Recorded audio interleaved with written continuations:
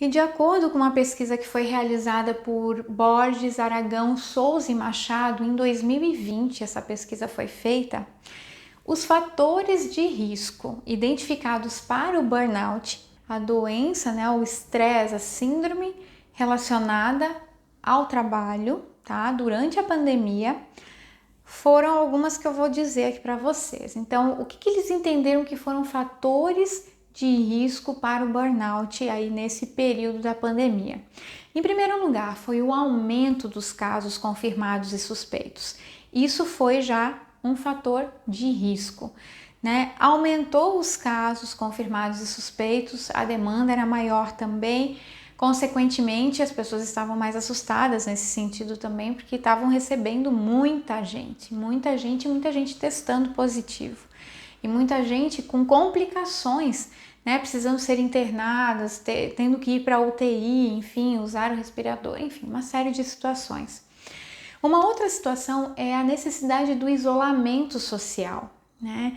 Muitos profissionais da área da saúde, muitos acabaram ficando em outros lugares, se isolando da família, né, e dos amigos também, porque eles estavam expostos a todo o tempo dentro dos hospitais, dentro das clínicas, né, e ali essa exposição, por mais que se use o EPI, ela acaba sendo muito delicada, né, muito arriscada também. Então, ainda assim, esse isolamento social, ele também foi um fator de risco para o burnout. Afinal de contas, as pessoas não tinham ali um apoio, sabe aquele conforto que a família dá quando as pessoas estão em alguma situação de risco, ou elas querem conversar com alguém, elas às vezes querem chorar, né, de alguma situação que aconteceu lá, colocar isso para fora, desabafar, né, sempre, claro, com a questão ética delas também, de não expor nenhum paciente, mas assim, de colocar para fora aquele sofrimento a qual elas estavam passando, né? Então, o isolamento social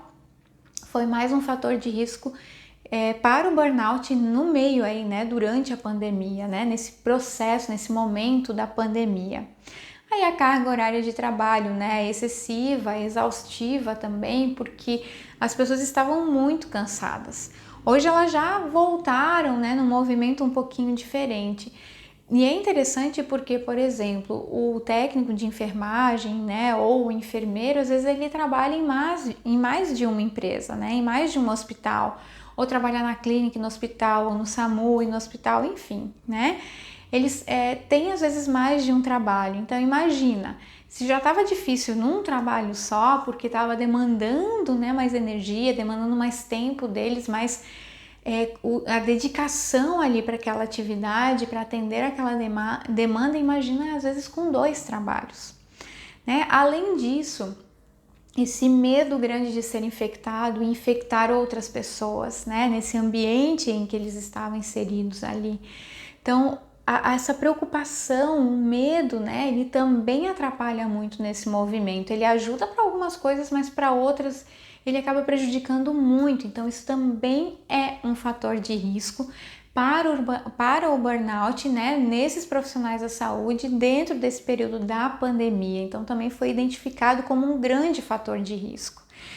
Esse medo de morrer porque pessoas estavam morrendo ali na frente deles, eles não estavam conseguindo às vezes salvar pessoas, né? A exposição ao volume de mortes era absurda e essa exposição traz mais esse sentimento assim, ó, da impotência, né?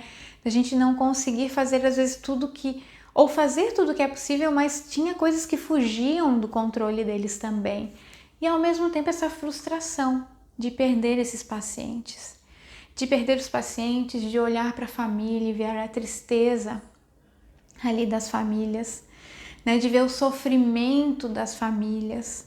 Às vezes pessoas saudáveis que de repente elas ficaram doentes, foram, né, contaminadas ali, foram para o hospital, tiveram uma série de complicações e acabaram falecendo, né? Então, foram situações assim muito delicadas, não que isso ainda não acontece, mas o volume em que aconteceu, principalmente, né, nesse período inicial da pandemia, onde a gente ainda estava conhecendo o que era essa doença, o que era esse vírus, Isso trouxe muitos impactos para a saúde mental desse profissional.